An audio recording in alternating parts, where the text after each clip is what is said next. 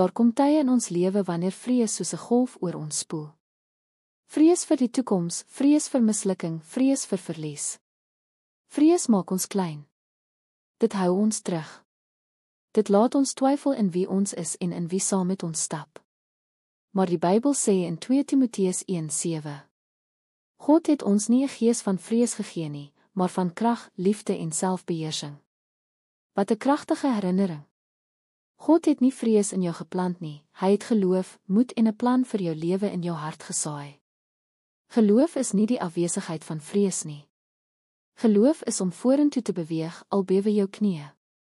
Dit is om te sê, Here, ek weet nie wat môre inhou nie, maar ek weet U hou môre vas. Kyk na Dawid teenoor Goliat. 'n Jong seun met geloof het 'n reus laat val. Nie omdat hy groter of sterker was nie, maar omdat sy geloof groter as sy vrees was. Ons almal het Goliats in ons lewe. Dalk is jou reus 'n siekte, skuld, verwerping of selfs twyfel in jouself.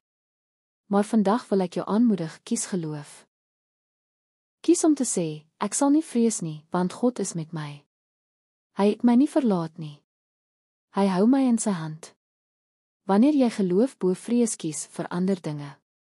Jy kyk anders. Jy praat anders. Jy leef anders. En weet jy wat? Ander mense begin ook hoop sien, in jou oë, in jou woorde, in jou lewe.